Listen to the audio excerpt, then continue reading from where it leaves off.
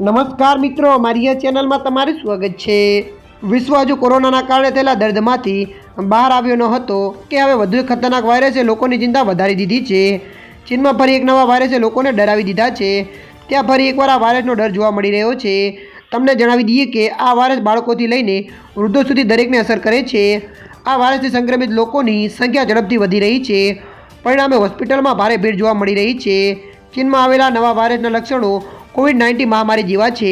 નવા વાયરસનું નામ હ્યુમન મેટાપોમો વાયરસ અથવા HMPV રાખવામાં આવ્યું છે। રિપોર્ટ અનુસાર ચીનમાં HMPV વાયરસ ઝડપથી ફેલાઈ રહ્યો છે। ખાસ કરીને ઉત્તર ચીનમાં ચેપની સંખ્યા વધુ છે। 14 વર્ષથી નીચેના બાળકો આ વાયરસથી સૌથી વધુ પ્રભાવિત થાય છે। તે જાણીતું છે કે ચીનની સરકાર આ વાયરસ ફેલાવાને રોકવા માટે વ્યાપક પગલાં લઈ રહી છે। સ્ક્રીનિંગ ઓળખ અને આઇસોલેશન પ્રોટોકોલ પર ભાર મૂકવામાં આવ્યો છે। આરોગ્ય અધિકારીઓ પણ પરિસ્થિતિ પર નજર રાખી રહી છે।